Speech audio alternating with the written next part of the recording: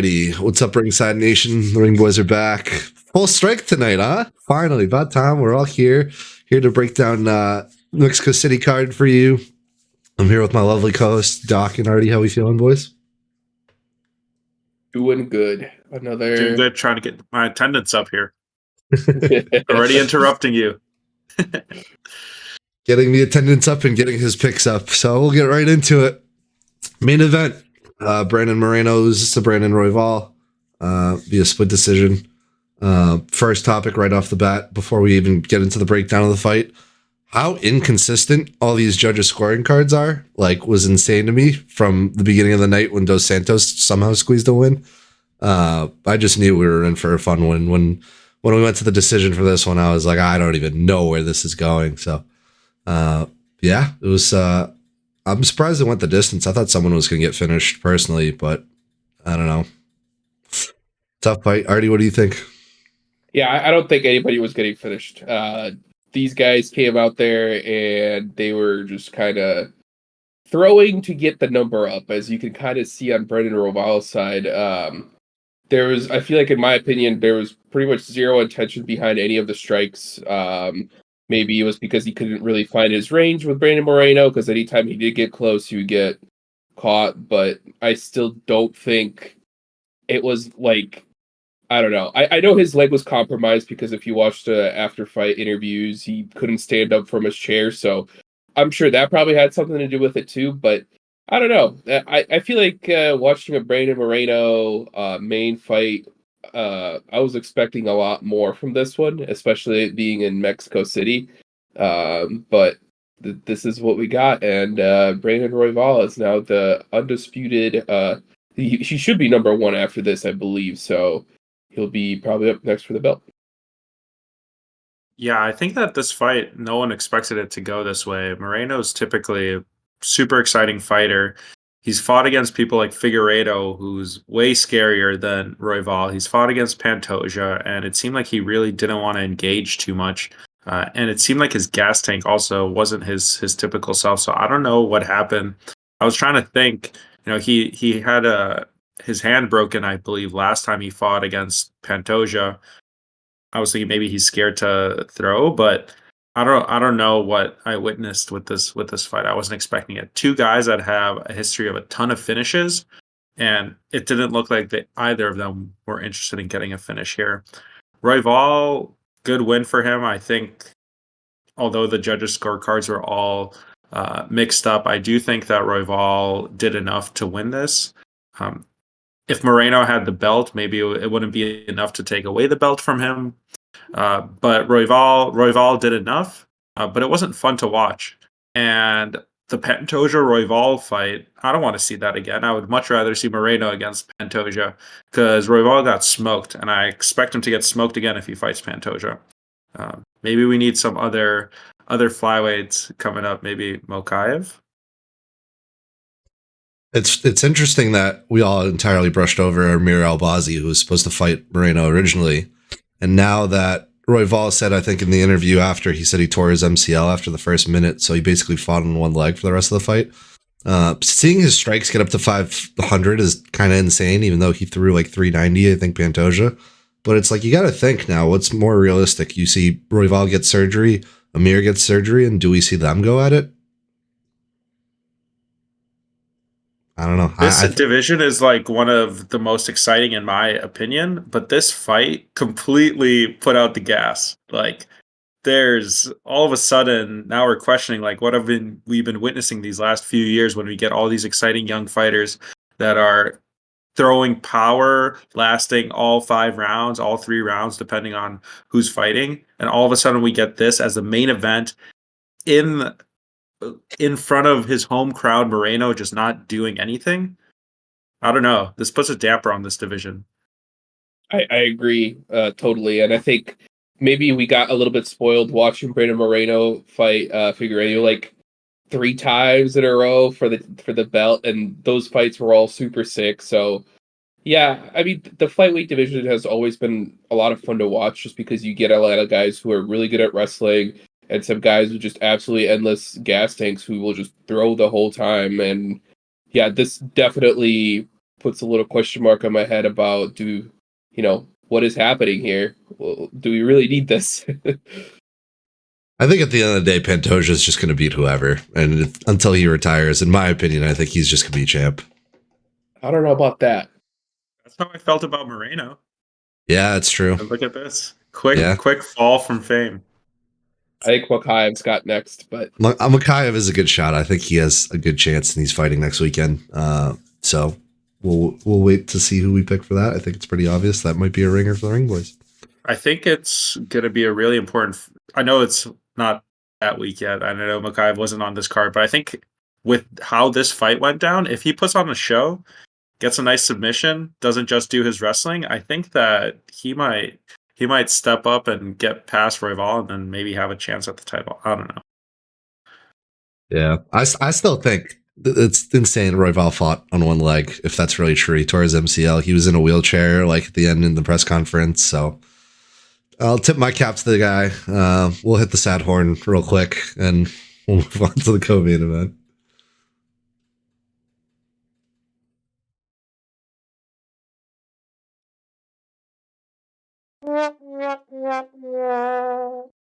Moving along. Co-main event. Brian T. City Ortega pulls off the upset, beats Yair Rodriguez. Going into this, Yair, if he won, he would have tied Holloway with 10 performance awards for the most in UFC featherweight history, but that was not the case. Ortega, like right before the fight starts, rolls his ankle and starts hobbling around, and you think, oh, like maybe Yair is going to be a lock. Yair has that crazy good first round, and then Ortega comes out of nowhere, comes back for a bit. And I was confused seeing Yair like being okay to grapple and wrestle and go down. It's like, you just saw the guy roll his ankle. Why aren't you just staying on the feet? And once Ortega got to the ground, I was kind of raising my eyebrow, and third round starts, gets him in the arm triangle, and he wins it. They were actually practicing it behind the scenes. They were showing it like on the stream. They were showing it on Twitter and stuff. He was practicing that arm triangle right before the fight. So perfect situation for him, and gets the win in front of the ex-girlfriend, and he was in a dark place. Now he has a family. He's got some kids, so it's good to see the guy back. Yeah, his nickname is T-City for a reason. The guy's grappling is absolutely incredible.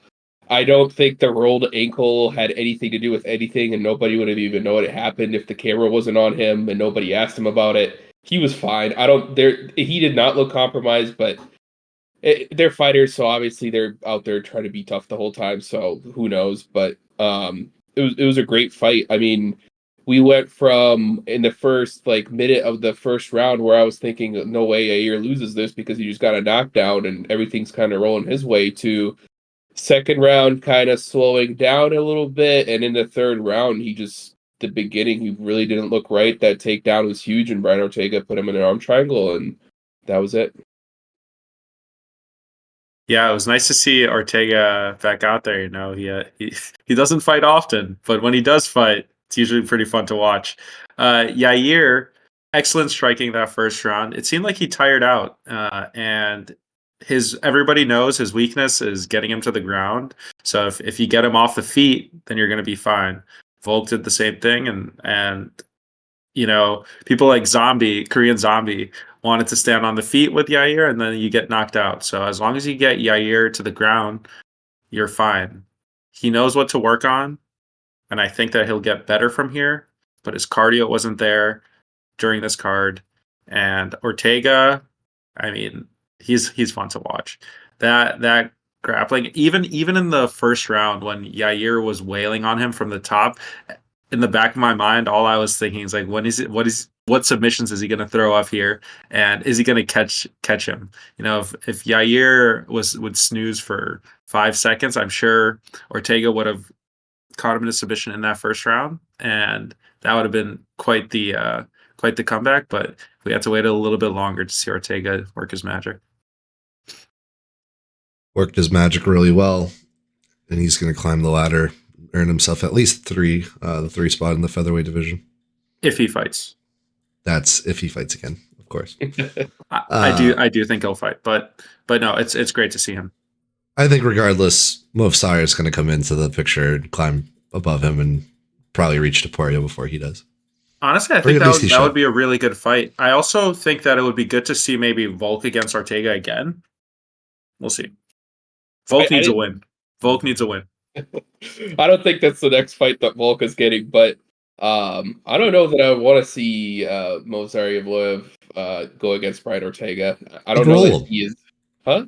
I think Movsar would roll him. I don't think he would. I don't think so. I think he'd get it done.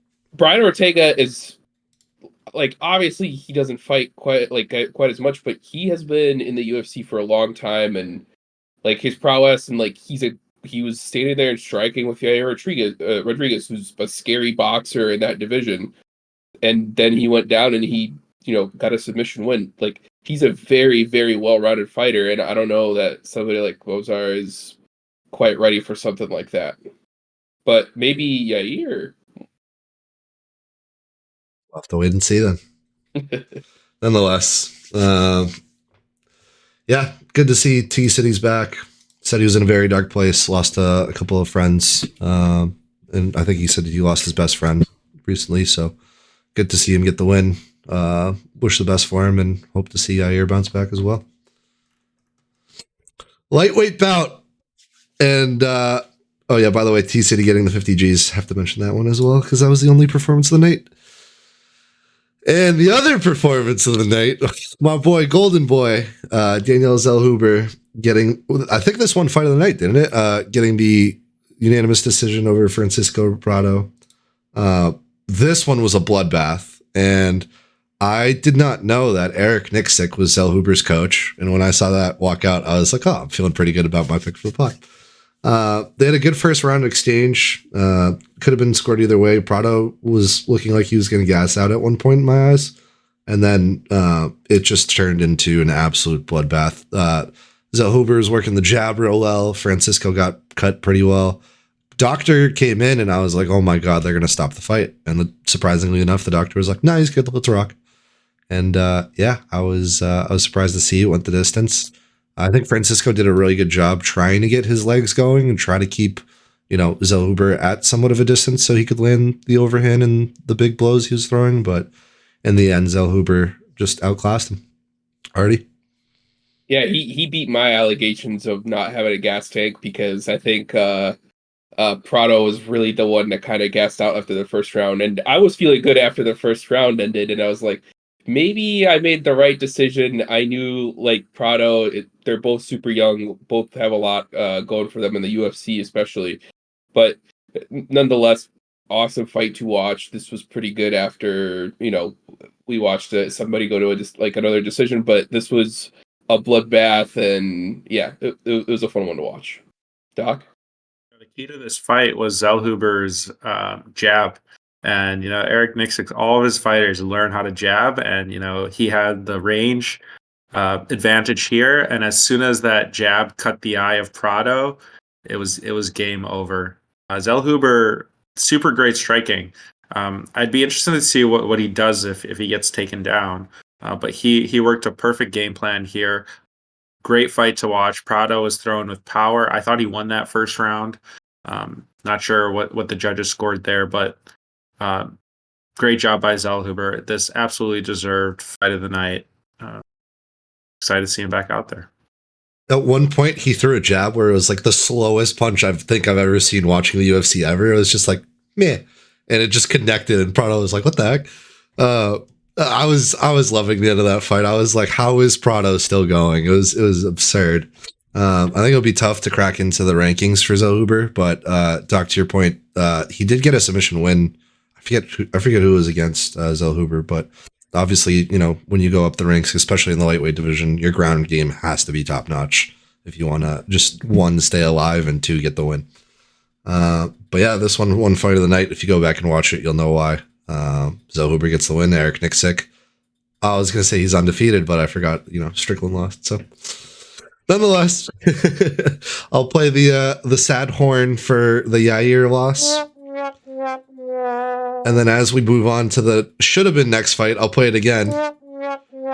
just because I hate Raul Rosas. 5 minutes before he's supposed to walk out, he calls Dana, I guess, and just says, "Yeah, I'm sick. Taking the night off, boss. We'll see. I'm going to party in Mexico."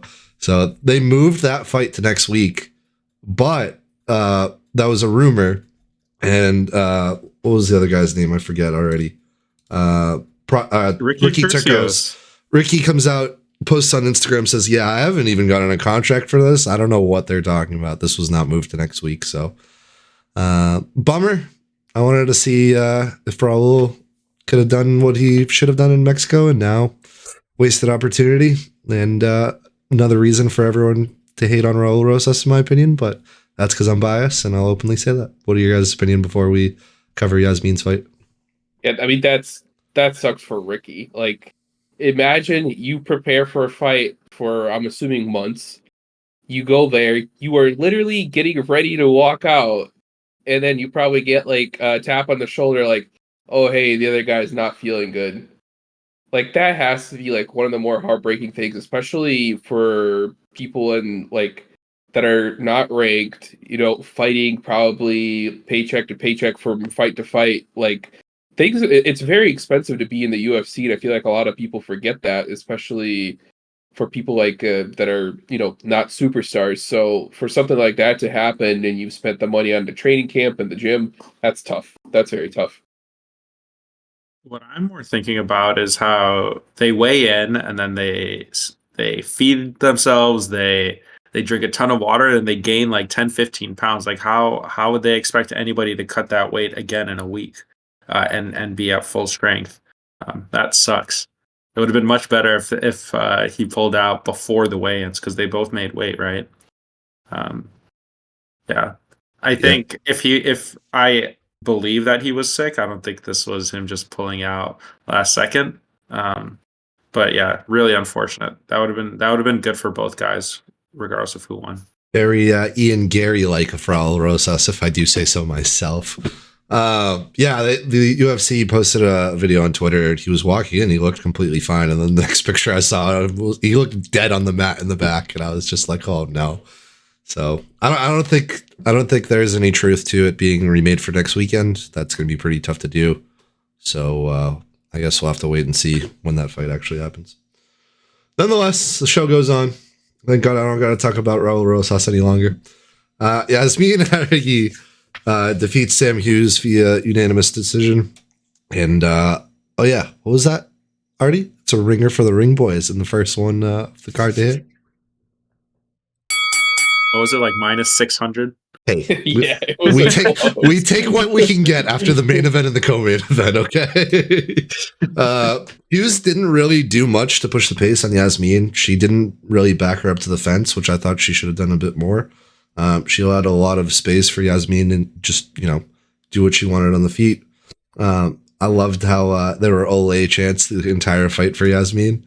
That was awesome. And I don't think Yasmin, she didn't fight a lot last year, and she said she's happy to be back and she's ready to go. And it stinks that she couldn't get the finish. I thought she was gonna get it at some point, but I mean, if she's gonna fight again, I'll obviously be rooting for her, and I'll probably pick her because she's pretty good. But back to the if you can't finish someone in the UFC allegations, it's gonna be tough to climb the rankings again. So I think those allegations are starting to come in a bit for Yasmin. Artie, what are your thoughts?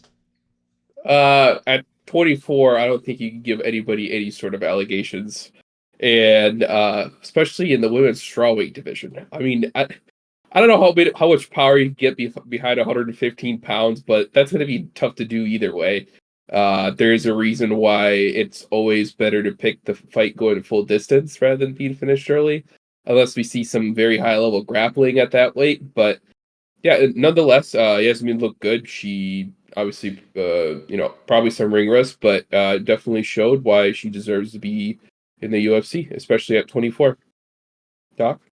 This felt like Sam Hughes was kind of thrown to the wolves, and they wanted to make sure that a Mexican fighter won this fight, especially in the women's division, and that's exactly what they got. So, job accomplished for the UFC. But let's see Arguay fight a bit more. Sam Hughes has a very iffy record in the UFC, but yeah, she gets thrown in there when somebody needs a win. Sam Hughes is your girl. Yasmin Haragi. That's how you say it. I was struggling for like 4 days getting ready for the pod, and I still can't say it. It's so embarrassing. Nonetheless, working for the Ring Boys. Yasmin show goes on. Manuel Torres defeating Chris Duncan via rear naked choke. This one just started off with like fireworks, and like the first punch from each guy, I thought they were going to knock each other out. Like it was insane. Nonetheless, the overall night started on this card because Raul Rosas pulled out, and Bruce Buffer started speaking Spanish and was just introducing the main card. I thought that was awesome as well. But yeah, they started very hot. Duncan catches him with a right, gets a knee to get into a grappling exchange with Manuel. Manuel gets his back and gets the rear naked choke to secure the victory. And then, did you guys see the huge fight just start to break out? Like, I think like 10, 15 people started fighting in the crowd. And Manuel, before he even took his post-fight press conference, like jumped on the cage and was like, calm down, calm down. And he stopped it. Like, everyone stopped fighting. And he said in Spanish, he's like, you guys are here to watch a fight, not start a fight. Chill out. And I was like, this dude's for the people. Might have an early application of the Ring Boys Hall of Fame fan club. Alrighty. Yeah, I think stop throwing that around so lightly. We got Marab. I'm good with Marab for now. Diego Lopez. Yes, and Diego Lopez, of course. But yeah, I mean, I kind of went with the idea that if this fight was going to go on, right, and I changed my pick on our pre-show from Manuel Torres to Chris Duncan because I think, and I'm still in my opinion, wrestling is the best base in the UFC, but I don't know. I think maybe a little bit of inexperience, especially. I think Chris Duncan came in and he had like what I thought was going to be a home run shot, and then he could have done something with it, but instead he right away went for a takedown, and then not too sure what happened after that, and then we end up in a rear naked choke. So I don't know. I feel like we coaches need to like start working on finishing with these guys. Like you get to prepare for the fight for so long. When you get an opportunity like that, especially like something close to like a knockdown, you get the guy wobbled. It's sad to see the person always just go straight for a takedown. Like, what are you going to achieve? But yeah, that's where we ended up. Nonetheless, I wish we could see a fight like that every time to open up the main card. Absolutely crazy. The crowd was going nuts. Like you said, fight broke out. Manuel Torres had to calm everybody down, but Insane. I was there for it. Doc? The best part about that fight outside the ring was that one guy that like dropped two people. Yes. The big boy. You just see people folding. Yeah, I don't know what happened here because Duncan caught him clean to start, went in for the kill, and somehow Torres got all of his strength back and tossed him like to the side. I have no idea how that happened, but Torres must be super strong. He has the most fitting nickname that I've seen in the UFC, El Loco Torres. The fights that I've seen with him, he goes nuts and he is all energy. He's like yelling at his opponents, super strong guy, and he gets finishes. It would be great if Torres gets a few more wins here. And if he was the face of Mexican MMA, I'd be all for it. I can't wait to see him fight again. Good fight. I'm pretty upset that I didn't pick Torres. I threw in my picks kind of quickly this week. But both guys seem like they're pretty good. Torres going forward. If he keeps on winning in dominating fashion like he has, like he is super fun to watch. The first person I thought I want to throw Manuel Torres at is Renato Moicano. I would love to see them go at it. I think Renato would probably win, but if you're gonna try to crack into the rankings, that's a perfect guy to throw, in my opinion. That's fine. That'll be a good fight. Anybody Torres fights will be good. And especially they would talk so much trash. Like that would just be great outside the ring antics too. Nonetheless, Manuel Torres getting the win, and that was your main card for the night. An absolute insane battle between Cristian Quinones and Raoni Barcelos. Raoni Barcelos at one point pops his shoulder out of the socket. Coach just casually puts it in. Like the dude's 36. Like, and out of nowhere, he had a fence grab. There were shouts of like him needing a point deduction. I thought that would have been a little too harsh. It was an obvious grab, but still, Quinones had great wrestling. He was grappling pretty well, but Barcelos was just better on the feet. He was throwing a lot of good legs. I thought there was an illegal knee.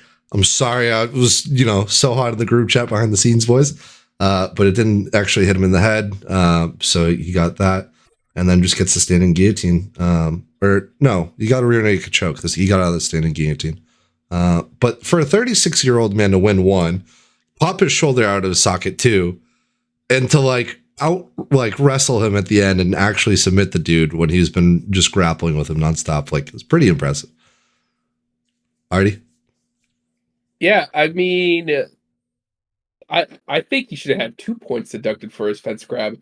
That was the most obvious thing that stopped, I think, 2 or 3 takedowns, which is crazy in my opinion, because that's a big deal, especially for a fight like this where, in my opinion, Barcelos is a very, very strong human being. So to get him against the fence and then have the ability to actually get a takedown from behind just to be stopped by a fence grab is kind of crazy. But nonetheless, he's always entertaining. I like watching him in the UFC. And like I said on our pre-show, it's just something about Brazilian fighters after the age of 33, they just seem to get even better.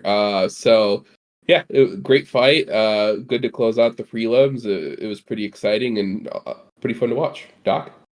I agree that those fence grabs completely changed the course of the fight. He should have been on the ground.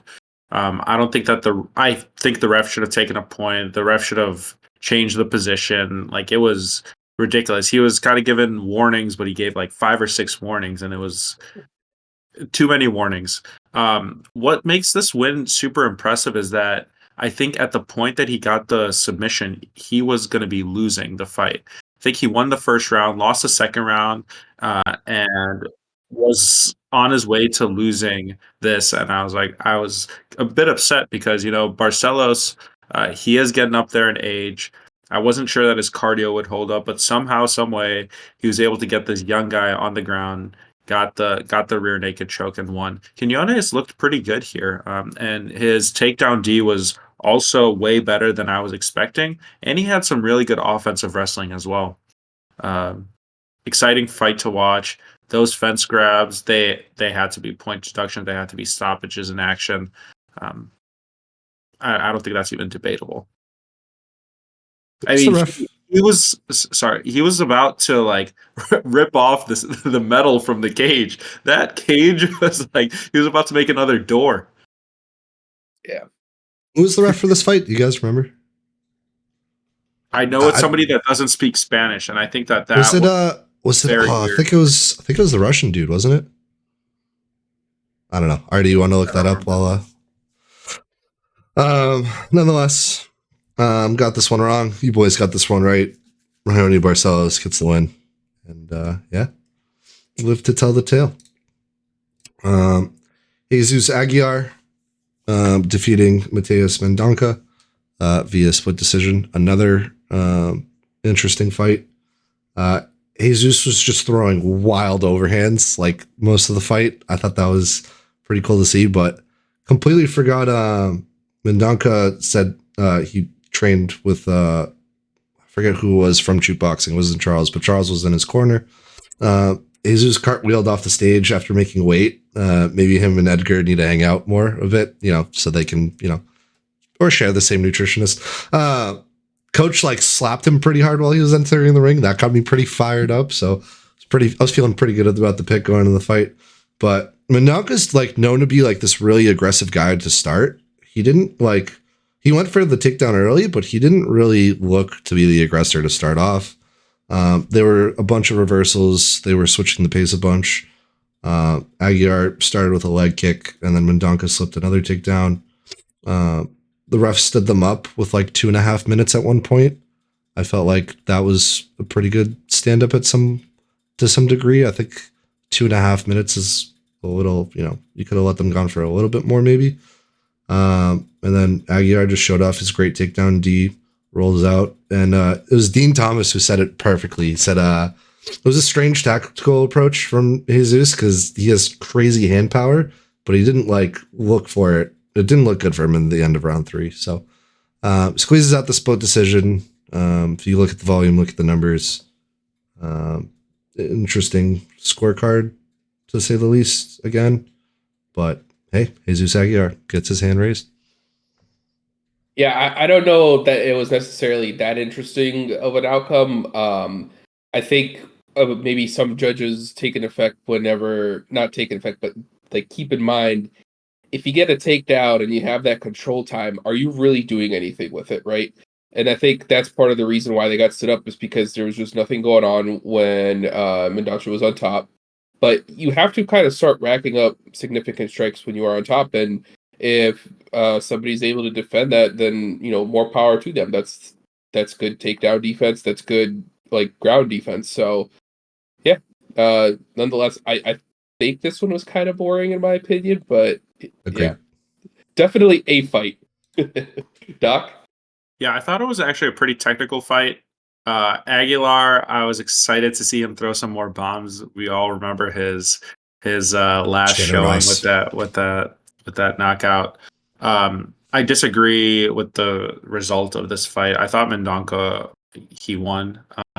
They are kind of transitioning towards making sure that damage is the most important uh, scoring metric, which I think is correct. I would say that a few years ago, just keeping somebody on the ground would be enough to get the win. But I think regardless of that, I think Mendonca did a lot. Enough in each round to get this win. I would have scored at 29-28, Mendonca. And Aguilar, exactly what you said, Alex. He had a bad game plan here, and he got lucky that this was in Mexico, in my opinion, because anywhere else he would have lost on the scorecards here, and he would have won this fight on like if it was a stand up. So I have no idea why he wanted to be on the ground, but even his ground defense wasn't too bad. So it's nice to see, and then hopefully he continues to stand up in the future, and we get to see more of his power. Whenever he would land on Mendonca, it would hurt him clearly. And I believe that they said that Mendonca, this was his first fight at flyweight. He was like going down in weight, so he should have technically been the stronger fighter, but it didn't look like that in the cage. Also, just like Jesus is 5'4", like it's so hard to just keep control of a tiny guy like that sometimes, especially when he's just rolling and rolling. But yeah, I like what you brought up just now with the control. If you just literally just hold control for a guy for X amount of time, you win the fight in the old days. But now they're looking for damage, and I don't think Mendonca did a lot with his control time, but he definitely dominated him on the ground. But when you look at the strikes, Jesus had one more significant strike. So I don't know. Maybe the refs were putting the Cervezas to the side and just looking at the numbers because they were bored out of their minds and just gave that decision to the Mexican guy. So I like that. I like that you brought that up. I'm still very open to open scoring in the UFC. I think that would make a lot better. So Dana, please do that. Get these crazy judges out of here. Were they rotating judges for this fight as well, or is that like a new thing that they're doing? They do every fight or every night that they fight. Interesting. I did not know that. Nonetheless, from one flyweight fight to another, Edgar Chavez defeating Daniel Lacerda. Obviously, this fight was being the curse fight. They had to remake this. One of the coolest and corniest walkouts from Edgar. Just having like a gunslinger outfit and bullets across his chest. I thought that was pretty cool. The other thing I didn't know that before this fight was made, when they remade it, you guys know who opened as the favorite? It was Lacerda at -225. And then they switched it over to Edgar like they switched it over to Edgar for like -500. Dude misses weight by 5 pounds. Lacerda misses weight by 1 pound. And then we just got to see that sick triangular leg choke. Coach wrapped him with his purple belt and said everything's for his daughter who just turned 3. So you'll have to see that from the hometown legend. Yeah, I don't think there was anything corny about his outfit at all. That was sick. Need to get that in UFC 5. I saw that comment somewhere, but nonetheless, I think we talked about it on the pre-show, but how do we score this for the fighters who missed weight? Because technically it would be 7-3 because one won and then one lost because they both missed weight. But yeah, go ahead. What were you gonna say? I was gonna say we just scratch it. Okay, I mean, so we'll 6-2. we'll keep it 6-2 for now, but it's like missing 5 pounds is so much more significant than missing 1 pound. You know what I mean? I agree. But nonetheless, Daniel Lacerda, absolutely sick career in the UFC. 5 losses, 1 no contest. I will never forget him. Edgar Chairez, definitely somebody who's very exciting in the flyweight division. I'm hoping he continues to like make weight. Maybe he needs to get a nutritionist. Maybe it was because he was in his home country and maybe he was a little bit too comfortable coming into the weigh-ins. But nonetheless, he put on a show. He did exactly what he was supposed to do, being minus 500, and yeah, it was sick. Doc? He looked fantastic out there. Flawless performance, other than the 5 pound weight miss.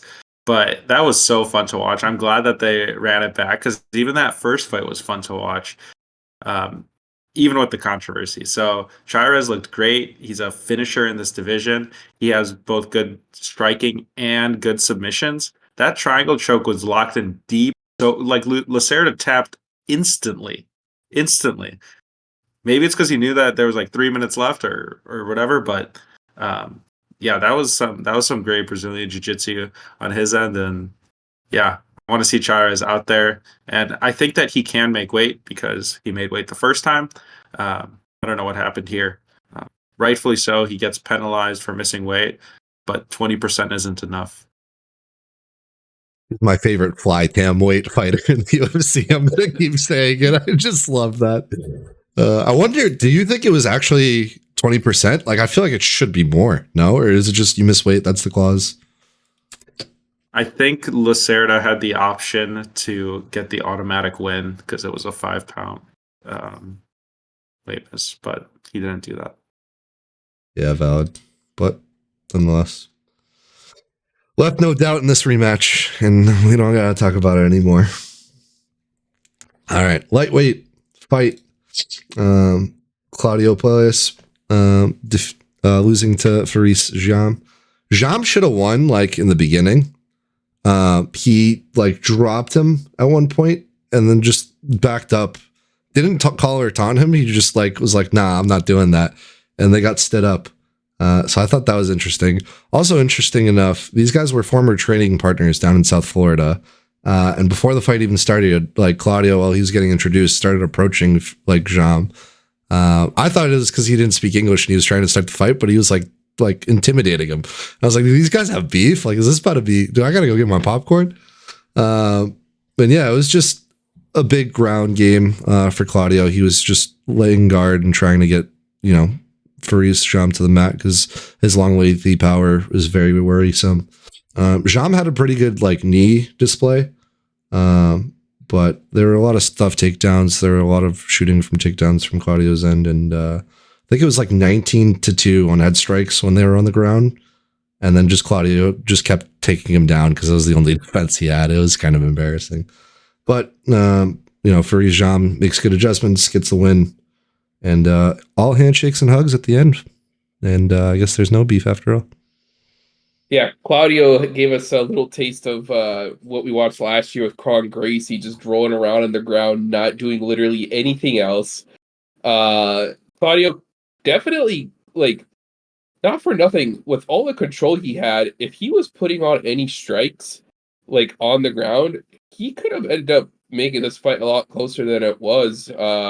Faris definitely kept distance, made sure that he was able to like get away from him. But yeah, one-dimensional fighters, like you can't really get away with that in the UFC. And Claudio being somebody who's like pretty young. I mean, both of them are pretty young. So I don't know. I don't think you can come into the UFC at 27 and have your game plan be just to grapple for 3 rounds. But yeah, for his job, did a great job, made sure he got the win. So, Doc, on to you. Yeah, I thought Jam looked good. I don't think he looked great. Puelles, everybody knows what his game plan is. He's the leg lock master. but that style of fighting it no longer works in the UFC, and it might work in unranked opponents like just coming into the UFC, but it doesn't work when you get up to the people that have way better defense for BJJ and stuff like that. I'm shocked that both of you guys took Puelles to win here, because we knew exactly what he was going to do, which is rolling around on the ground the entire time, and as long as you train for that, you should win. But Jam showed that he did have better striking, but he didn't do enough with it to make me a big fan of his. So hopefully he bounces back from from this win and kind of works on a few other things. But yeah, Puelles needs to become well rounded. And it's going to take some time. So he had a fun start to his career in the UFC, but everybody knows his game plan now, and unless if he changes something, I think he'll be out of here pretty quick. I like how you said he did good, not great, because that 30-27 was not reflective of the fight whatsoever. And back to the point, back to the point on the judges card, like I heard 30-27. I was like, where? But nonetheless, Doc got this one right. Congrats. We'll move on. Not salty at all. Ronaldo Rodriguez defeating Dennis Bondar via rear naked choke. Rodriguez's like mouth guard was the freakiest thing I've ever seen in my life. It was like just teeth on teeth. It was just weird. But nonetheless, decent first round exchange from Bondar. He had a lot of good strikes, got good reversals. But Rodriguez almost got his ankle locked at some point, didn't roll out, and just turned around and just threw an absolute left-handed bomb to get out of it. And I was like, oh yeah, he's got this on lock. And he regained his back, got the rear naked choke, and earned the submission victory. Also goes on and just calls out and says that he's the future. He's a true Mexican fighter. He's been fighting in Mexico his whole life, and fighting in Mexico is already a win for him, and him getting the win is just a cherry on top. And he just shouted out his whole family and whatnot. It was a pretty long post-fight press conference that was very well-hearted and emotional, and you know why, because already, as you mentioned, they train, they sacrifice so much, so they give their all, so when they get a win, it's the best feeling in the world. Yeah, and I know I had said it on our pre-show, but Dennis continues to live up to his nickname, the Psycho. He was going absolutely crazy. There was so many points in the first round of this fight where I thought he could have won. Rodriguez was not looking good on his feet towards the end of the first round for sure. I thought he was getting a little wobbly, but a little disappointing for Dennis, honestly, because there was 2 seconds left in that round when he was getting choked out, and maybe it's because he was kind of gassed. You could definitely see it on him that he ended up tapping, but if you're in his corner and you're the coach, it's your job to yell out to him how much time is left so he's aware. Because if you're tapping with 2 seconds left and you look up and the round could have been over, you could have just lived on, man, that has to be tough. And I'm sure Dennis was kind of kicking himself a little bit, or maybe complaining to his coaches, but that was the text I made to Alex as soon as that fight was over, is the coaches have to yell at him like 2 seconds, like, hang on, you got this. But nonetheless, super exciting. Dennis the Psycho being, absolutely crazy, and Ronaldo came out there and had a little bit of a comeback and a win. Doc? It was a bad look, I think, for Butner. I'm sure his coaches told him how much time is left, and it felt like he almost gave up. His gas tank was gone after the first round. He did some very solid wrestling in that first round, but it was very unsuccessful in the second round. I think it's because he lost strength, lost the cardio, and that's exactly why he tapped at the end. I think that he lost faith in his one game plan, which is the wrestling, and probably thought that it was going to be the same thing in the third round of just getting failed takedowns. But good performance for Rodriguez. I expected Bondar to lose here. I think he looked okay in the first round. But yeah, that gas tank isn't there. Kind of a theme here for the card, and something that I didn't really consider when making my picks is you're fighting at elevation, 7,000 feet or whatever it is in Mexico City. And a ton of these fighters aren't used to that. And they can do it for a round, but second and third round is a completely different fight when you have cardio being the main limiting factor. We saw Merab Dvalishvili, member of my fantasy team, just destroy Henry Cejudo because of his cardio. I bet if he fought it, maybe this is why he considers himself a Mexican fighter, because he knows that if he was to come to Mexico City, he would run circles around everybody else here. But yeah, just a little side point. But yeah, cardio seems to be a huge thing, especially with elevation, and we all know that. And Mexico City exposed a ton of these fighters that need to work on that in the gym. Mexican Marab obviously ringside that night and had the poncho and the hat going. Honestly, we need to get him at Paris Fashion Week. Like, that was a great outfit. Oh, yeah. Yeah, I was anytime like anyone has anyone's leg, like we mentioned earlier on Claudio, like he's the leg lock expert. I can watch people get bloodied. I can watch submissions. I can't watch leg work. I don't know what it is. I'll look away every time. So I'm glad he got out of that, laid the bomb, and then got the win. That was pretty awesome to see. Victor Altamirano losing to Felipe Dos Santos by split decision. I was surprised with this one. Like, when I watched this fight, I thought Felipe lost. I didn't think he did enough. 30-27 is kind of crazy. Again, like, is this just Mike Bell doing this the entire time? Was it him just floating? So it was good to see a full camp Felipe. Having Charles Oliveira in your corner should be a good factor, but he wasn't listening to his corner at all, it seemed. Like, when he seemed to get in trouble, he started looking to the corner and was like, okay, what do I do now? And it's like, yeah, you can't really do well with that. But nonetheless, he invested in a nutritionist. The other thing was there were a lot of heavy takedowns for Victor in like round one, but he obviously wasn't doing anything with it. And he just started to kind of tire himself out. Felipe got his back at one point and went for the choke, but Victor escaped it, stood him up, and then took him down. And I was like, all right, great. But yeah, a lot of takedowns, not a lot of damage. I thought Felipe was going to get the legs going a lot more. I'm surprised Victor actually out leg kicked him, and I thought, being a Muay Thai guy, he was going to try to at least try to get his legs involved so he could stop the wrestler. But hey, it is what it is. He gets his hand raised and get this one right. Yeah, I'm right there with you. I was honestly a little shocked that he won by decision. I thought Victor did a really good job throughout the fight. Obviously having the takedowns and the control.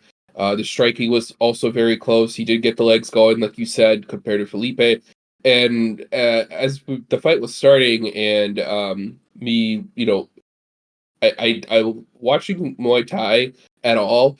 Those guys are super violent, and the fights are super exciting. So I definitely expected a little bit more out of Felipe Dos Santos, but the cards being kind of wild. Actually, Miguel Jimenez, and this was the only one that he actually scored differently than anybody else.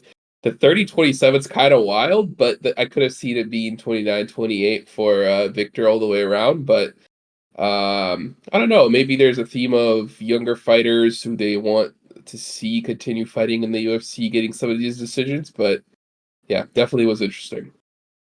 Doc?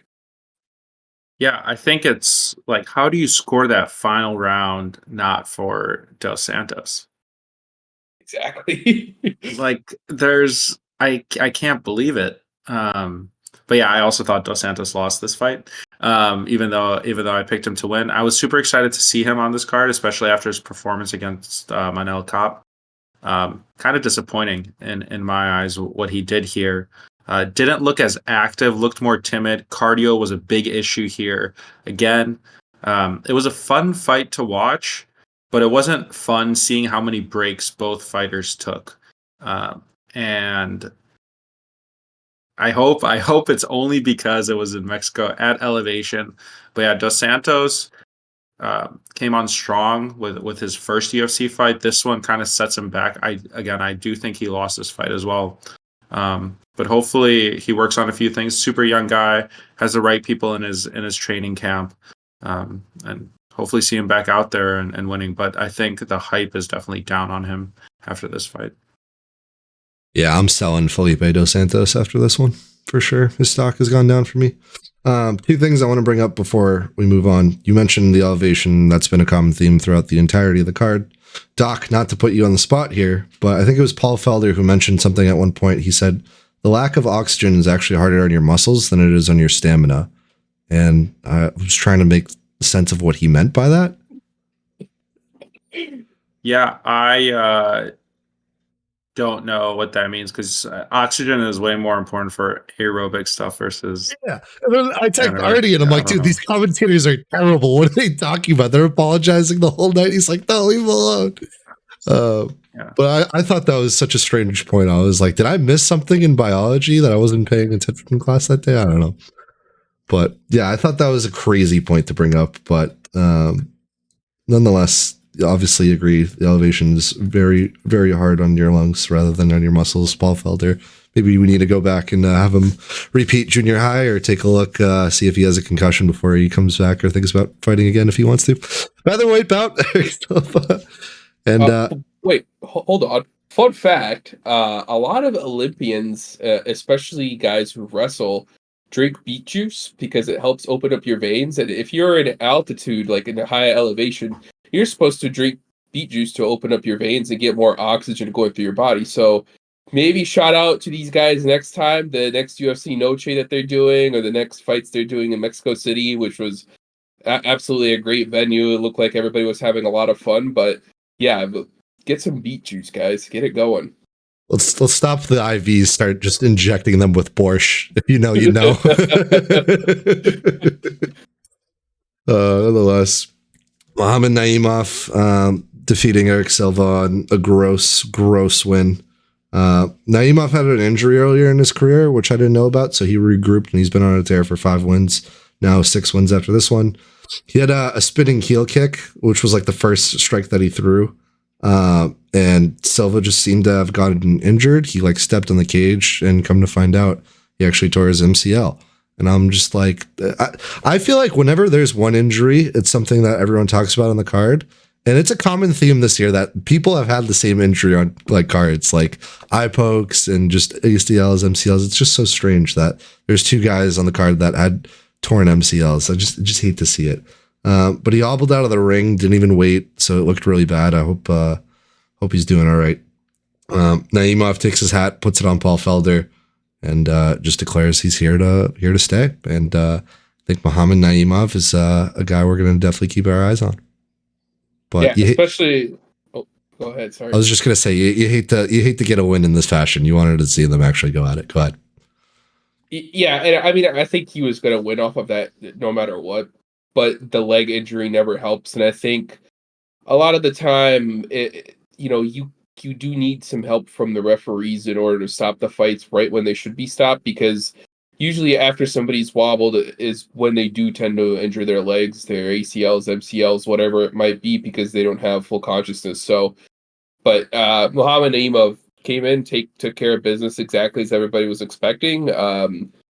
Obviously, as I keep saying this, there's a reason why some of these guys are on the first fight of the card, and it's because they bring excitement. So that's what I hope we see more from Naimov, and yeah, I hope things keep going well for him. Kind of sad way for this fight to end for all the people in Tajikistan that's woke up early in the morning to see their boy Tajik Naimov fight. But yeah, not much to say about this fight. Let's see Naimov back out there. He's super talented fighter. See him win some more. He's beaten Nathaniel Wood. That was a great fight back in the day. So Naimov is fresh here. That heel did not break on that guy's face, so get him back out there. You say back in the day? You know what card that was on? Like if you're a real year. fan. If you're a real fan, the Dagestani Gucci flip-flop party? All right, whatever. I'm never going to love that story down. But that's your card. Obviously, we got fights next weekend. I think it's just going to be a Rosenstruck versus Shamil Gaziev was surprised to see this one. Already hit the soundboard for me for your reaction on that fight. You excited or you're not excited for that fight? We do not care. Glad to know. All right. Nonetheless, we'll be it's covering like- that card. I feel like Volk did during the press conference against Ilya, just like Just ready for his nap. Yeah. All right. Go ahead. Oh, I mean, do you want me to go ahead with the question that I promised you guys before we started recording, Oh, or do you yes. want me to wait? I can go over the stats real quick if you want, or you want to present it, whatever. Yeah, go ahead, and then I'll hit you with the question. All right, Doc and I tying the card 8 for 12, Artie 7 for 12. Yearly fight night accuracy 20 for 35 for Artie, 22 for 35 for myself, 20 for 35 for Doc. Yearly overall accuracy, Artie 47 for 71, myself 49 for 71, and Doc 47 for 71. I'm up 2 on the year. Those two were Taporia and DDP. Have to throw that in there just to rub it in. Sorry. how's your fantasy team doing? Not great. Okay. My lock of the card was the only one that hit with Felipe dos Santos, but it's funny because I was fighting for Yair, I was fighting for Moreno. I was like, whatever, we'll chuck Felipe on there, and he won, but he shouldn't have. Go ahead with the question. First shout out to Ben Davis. I sent him a DM not too long ago to shout out one of my tweets, and he did exactly that. But I asked him this question because I wanted to like give him a short shout out and just kind of talk about this because I think it was a topic of conversation at that time. But how do we feel about the current UFC champions compared to something before, like pre-Apex, where it felt like UFC champions were super dominant? We looked at guys as if, how could you ever lose? We had people like Habib and, others. So I'll pose that question to you guys, and then I'll finish it off and tell you guys exactly what Ben said as well.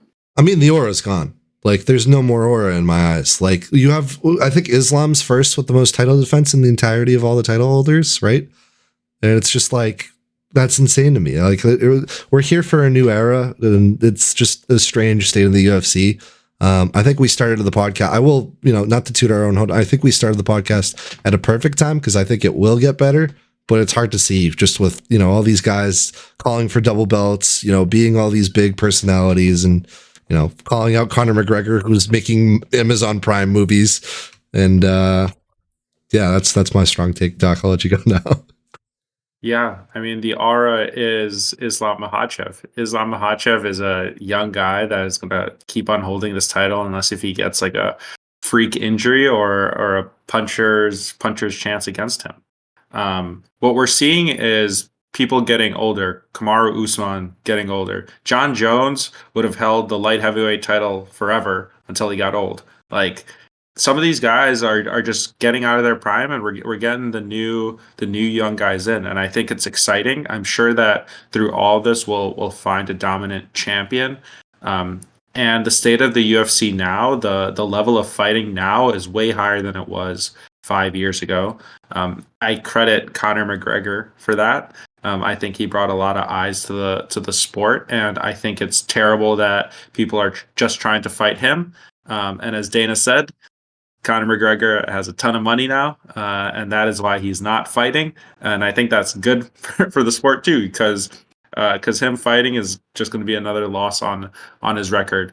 But I don't mind seeing these new champions. It's crazy that we're going from Ngannou, Kamaru, like the African champions, Israel Adesanya. I thought Israel Adesanya had that same aura, but he doesn't have the wrestling. So as soon as there would be a wrestler that would come in, he would lose that title. We've seen him lose to strikers now too, which means that people are elevating their striking game. But I don't mind having these new champions. And what we see with Islam, I mean, Islam, Sarukian, those are going to be the two lightweight people. If Islam beats Sarukian, I mean, there you have it. You have the lightweight champion that will not lose until he gets old or retires. Yeah, I agree with you guys, and I think my take is going to be a little bit different, but I honestly think having like the aura thing is whatever, right? But I think now really the best fighters in the UFC are the fighters that aren't in there to like continue making money. They're more people that are there to make their country proud, and they fight for their teams, right? So people like Islam Makhachev, who is incredibly dominant. Somebody like Pantoja, he looked really dominant so far in his run. Arrow. And Pereira, he has no title defenses in the UFC Yeah. yet, so we have to hold off on that one. And what's crazy about him as well is he's 36. I feel like a lot of people forget that because he does look so young, and he is obviously kind of still new to the UFC, even though he's had 1-2 titles already, but still no title defenses. But yeah, I think a lot of UFC fighters need to be them rather than try to be Conor McGregor and call him out after a win. And I think that's what we're missing. Is there's a lot of good personalities, they just don't take advantage of it because they want to sell fights and go on and make these crazy shows, talking a lot of trash, and yeah, it doesn't end up usually anywhere. And that's the same take that Ben had as well. He said that the dominance was just completely different prior to the Apex. So yeah, I'll leave you guys with that. I think we can get Ben on the pod. DM him again. I'll let him know. Ben, come in the ring, boys. I'll just say one other thing. I think Merab also, if he didn't make the decision to not fight his friend a couple of years back, like he would have had multiple title defenses now as well. He is that kind of a dominant fighter in his division. Agreed. Yeah, when Cheeto Vera wins the belt in 2 weeks, I'll have to stop it. No, I'm just kidding. I'm kidding. I was going back to your point. It's like you just have so many title changes. It's just like, oh. But yeah, no, I like that argument. That's a good point. We'll have to keep track on who maintains the belt. Pereira also started at like what? He started 2015, so he was 27. That was like 9 years ago. And he started in Jungle. He didn't even start in the UFC. So to see him come up, become a double champ, like it's great and all. And he's it's one tough son of a gun, and love the guy now. But yeah, they're moving belts way too quick. Being a champ has no order to me, and we gotta bring that back for sure. And there's one guy who's going to come and save us all. Khamzat Chimaev will be champ by the end of 2024. I'm calling it now. I'm kidding. Khamzat fight in 2024. No, biggest I don't question. think he will. I had to take him just because I love the guy. I'm not going to hop off that bandwagon. But nonetheless, good point. We'll be here for the fights next weekend, obviously. UFC 299 looking absolutely stacked. March 9th. Cheeto Vera is going to fight Sean O'Malley. BSD's fighting Poirier. Michael Venom Page now in the UFC fighting Kevin Holland. Gilbert Burns, Jack come on, stop playing with me. I'm not going to read that whole card. Jan barely making the cut for the main card. Are you kidding me? Shelton Almeida is going to absolutely out wrestle and bore us for 25 minutes against Curtis Blades. What? But no, I agree. Not to just keep sounding like a broken record, but that's a really good thing you brought, Artie, and we'll have to wait and see. And I think it makes it more exciting. Like a lot of guys can come into the UFC now, but the dominance, you got to step your foot down, and we'll see. To think, if Arman Sarukian beat Islam Makhachev, it would be him right now, number 1 pound for pound. Huh? You hate to see it. Nonetheless, you guys want to say anything before we sign off? No, just looking forward to 299, looking for the 300, absolutely stacked cards, and I think we have a very exciting next couple of months for UFC and MMA in general. Yeah, I'll just say that I was looking forward to this card, and some of my favorite fighters that were on this card unfortunately didn't do what I had hoped for them to do. So fun to watch this card, but it'll be more fun to watch 299. Can't wait. All right, boys. That was the Ring Boys signing off. Peace.